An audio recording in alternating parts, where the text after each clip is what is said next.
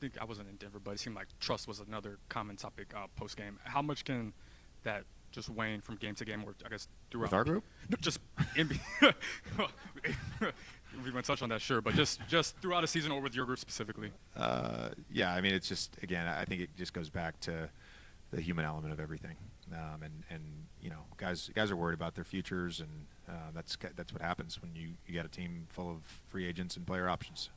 I think it's just natural that you're going to worry about the offense, and you know, you know, I've been there. You can get in your head a little bit. You can, oh man, played 5 minutes, haven't got a shot yet, and that's a human thing. It's not anybody's fault. Just to be clear, you're talking about in general there, or discussions you've had with guys on your team about where the spot they're in, and having some of those thoughts come in general. In general, what would you ascribe the second half shift in energy to? Do you think that the trusted passing was better, or would you say it was other factors? I think it was just defensively. Again, you know, it's another really good defensive half from us, holding them to under 50.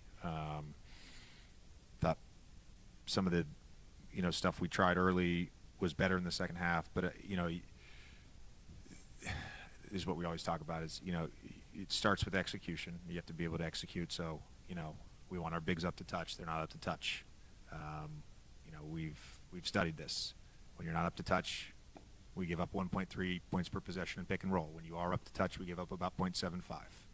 So be up to touch. You know, then once you're up to touch, let's have some effort. So it's effort and execution. I'm not just singling out the bigs. I'm giving you an example.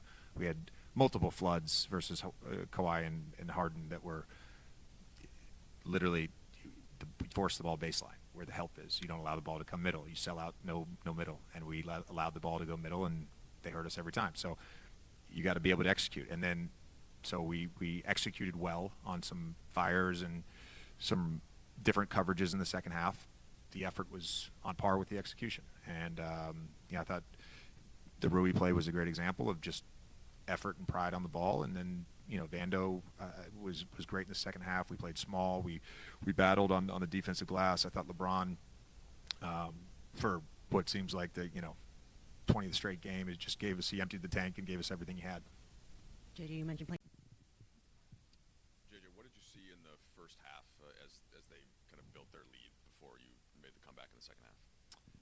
Just a poor job of just defensive coverage execution, and then just didn't trust each other on the offensive end. Not enough passing, and that was a lot of the game. Not enough passing, you know, and that's, you know, I think that's a consistent thing when we don't play well. We don't pass to each other, and we don't execute defensively. There was one moment during the run where Hachimura was isolated on a Clipper for, you know, good 15 seconds or something. It seemed like before the shot clock violation. Is that something that you think, one of those things that you can see on tape and you think could happen more often? Not to say that it doesn't happen a lot, but just that specific with Rui and that energy and that effort defensively. Yeah, I mean, again, our group has shown that in flashes that we can do it. You know, so much of that comes down to the offensive end, whether you're passing the ball to each other. JJ, how much of that is just decision making, and how much of that is coverage against you guys? Are teams doing things to kind of make a shot more appealing to your primary ball handlers, or is sets and stuff like that aren't happening? Yeah, probably just a little bit of everything.